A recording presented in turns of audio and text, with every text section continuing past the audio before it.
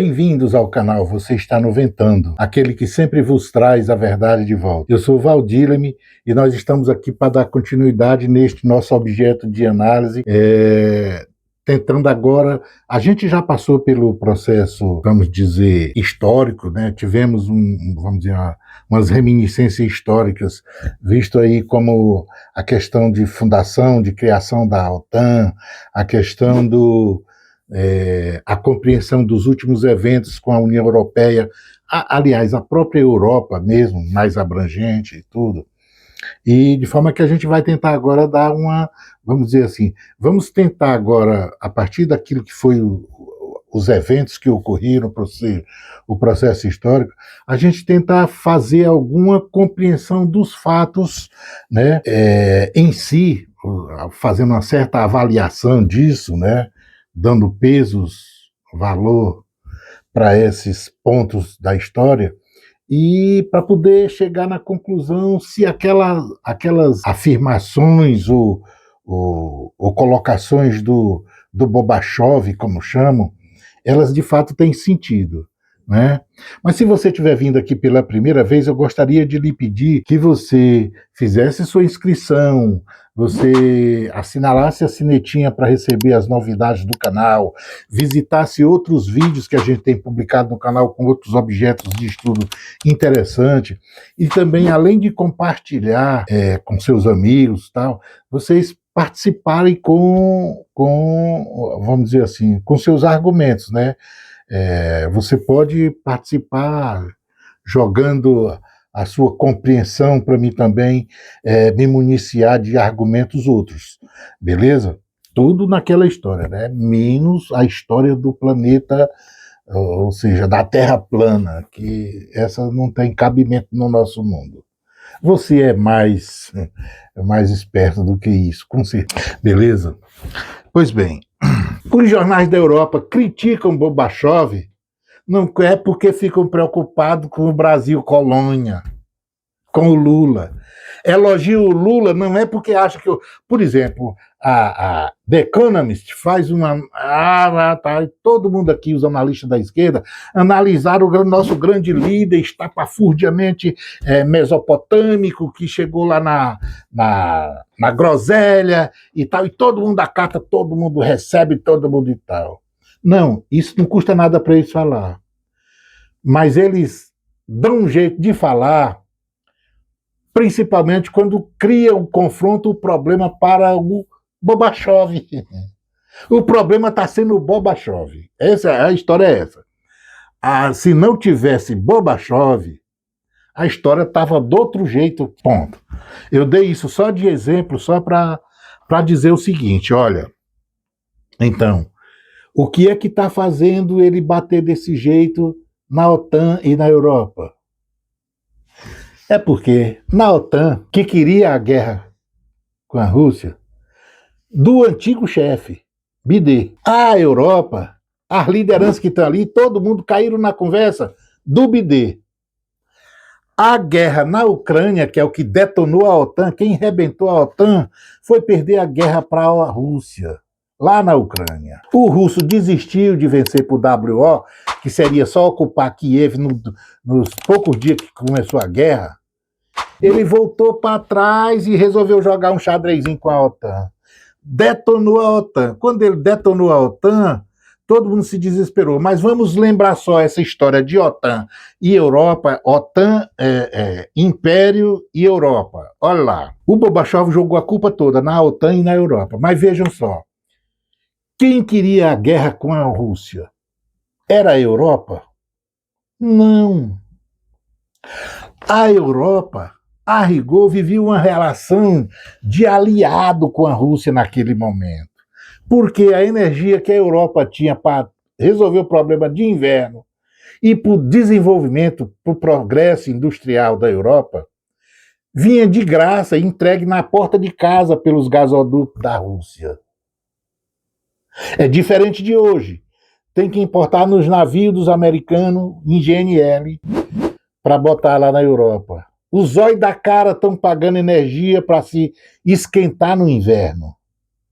Então, mas quem queria a guerra era O império, eu disse, a estrutura embaixo da máquina do império, na hora que o Bidê estava lá, ela ainda estava, é aquela que diz que todo presidente tem que ter as guerras dele para eles fazer o serviço dele.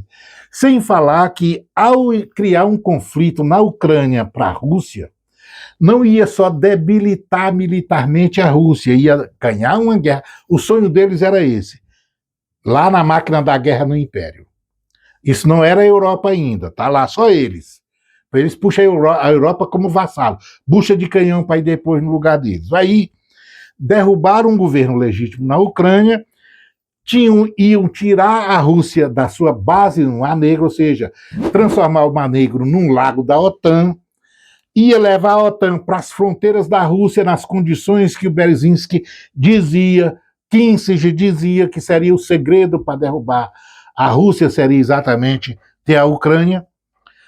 A Ucrânia, que queria ser ocidentalizada, mas que os eslavos não são aceitos na Europa, mas ela achava que viria a ir para a União Europeia, todo mundo se ajeitou. E o Bidê teria a guerra dele. E depois, o que ia acontecer? Depois que quebrasse economicamente a Rússia, ia sobrar a Rússia, no sonho deles, se despedaçar por dentro, porque uma vez criado o problema econômico, é como eles pensam, toda vez com quem eles querem dominar, é botar o próprio povo a encarnicidamente se dividir, se quebrar lá. Aí eles iam ganhar na boa, não iam gastar com nada, só vender as armas para quem quisesse se dividir a Rússia num monte de país eco que eles considerariam conquistar um por um de cada vez. Porque debaixo do solo russo tem toda a tabela periódica. E ninguém, todo e qualquer estrategista militar sabe, ninguém conquista a Rússia. Isso não é coisa do outro. É matemática, isso é racional. Ninguém conquista a Rússia. E por que não conquista a Rússia? Para dar exemplo, vou ficar em dois, Napoleão e Hitler. E vou ficar em dois só. Mas por que não conquista? Por que existe uma logicidade matemática nessa afirmação? Porque a Rússia é muito grande. Ninguém domina aquele espaço geográfico. O cara invade, vai até Moscou, tem todo o resto da Rússia para continuar a Rússia brigando. Conquistar a Rússia, não existe essa possibilidade. A Rússia é quase meia terra, por incrível que pareça. Então, todo mundo sabe, e os estrategistas sabem disso. Então, nessas condições, como é que seria? Depois de tudo fritado, se acontecesse tudo do jeito que estava imaginando, era a Rússia que ia se dividir. Depois ficava um monte de país eco, Chechênia, Rabulaskia. E aí, um por um, como iam fazer com a Ucrânia, fariam com esses pedaços da Rússia. E como eu disse, debaixo do solo da Rússia tem a tabela periódica inteira. Portanto, a guerra do Bidê era essa, o Estado tinha preparado tudo, ele chegou, se sujeitou, fizeram tudo direitinho. Derrubaram o presidente da Ucrânia, o legítimo, que era pró-russo, iam botar a OTAN fora aliás, iam botar o Mar Negro como um lago da OTAN, tirar a Rússia do Mar Negro, e aí depois era só acochar o resto. Só que o russo descobriu isso antes. E aí ele fez o quê? Numa madrugada tomou a Crimeia. O que a Ucrânia tinha era uma base militar naval russa em território que não era dela antes, foi o Khrushchev, que era ucraniano, deu de presente na década de 50, e que a Rússia pagava aluguel. A Ucrânia comprava o gás e o petróleo, recebia quase de graça, porque a Rússia pagava os aluguel da canalização do gás que passava por dentro, alugava uma cidade inteira, que era a base de Sebastopol, e tudo mais. Isso era o orçamento da Ucrânia. A Ucrânia não podia se preocupar com nada, era praticamente o orçamento público de sustentar um país. E tinha a região do Donbass, que era a região do carvão, né? Que de repente era uma região para toda a Rússia, a Nova Rússia, como chamava antigamente, no antigo império, quando a sede era Kiev. Então, Nova Rússia, ali tudo é russo. E é o lugar que é mais rico da Ucrânia. Agora virou Rússia, a região do Vale do Donbás. Então, por que se prejudicou o Biden nessa guerra? Se prejudicou porque num dia ele aplicou 3.000 sanções contra a Rússia, ele estragou tudo no mesmo dia, botou tudo num dia só. E quando o Urso descobriu que tudo que foi aplicado contra ele não fez efeito, ele desistiu de ganhar a guerra num WO da OTAN. Resolveu ir pro chão mesmo, botar lá. Vamos parando por aqui. Você está convidado a, de novo, fazer a sua inscrição se estiver vindo agora, marcar a sinetinha para pegar novos vídeos, novos objetos de estudo que a gente publicar no canal. Você pode distribuir isso para os seus amigos, conhecidos, colega de turma, de escola, de aula. Você pode comentar, jogar alguns argumentos que, porventura, entenda diferente, mas com os argumentos sabe que são sempre bem-vindos, não é? E eu estou aqui para ajudar também a meu próprio espírito, né? Como eu ajudo o meu espírito, tornando ele menos ignorante.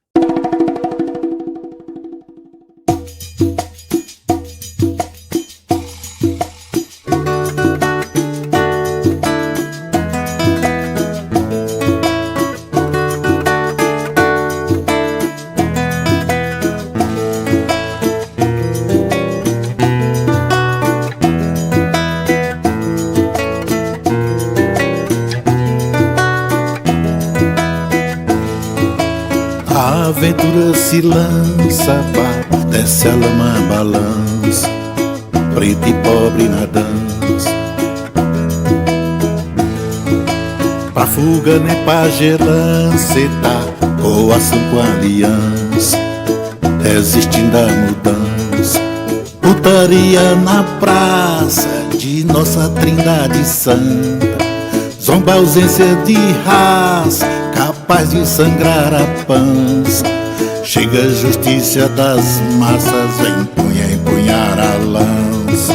Chega a justiça das massas, vem empunhar a lança. Chega a justiça das massas, vem empunhar a lança.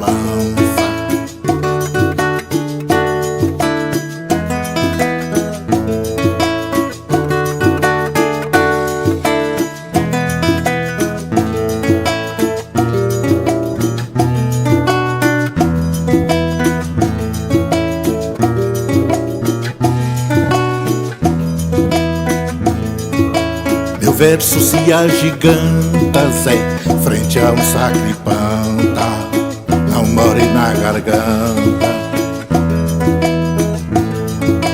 Tenho o que se replanta, fé, nada me desencanta, o que posso te espantar.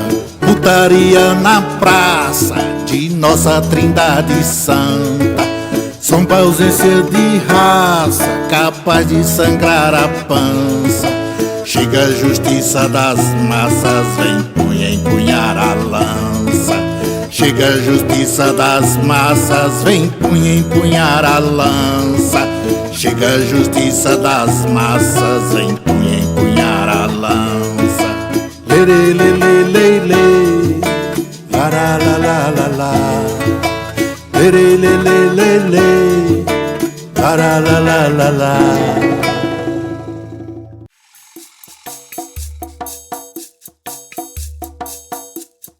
Lara, lara, lara, iriri, chikum, diriri, patum, diririda.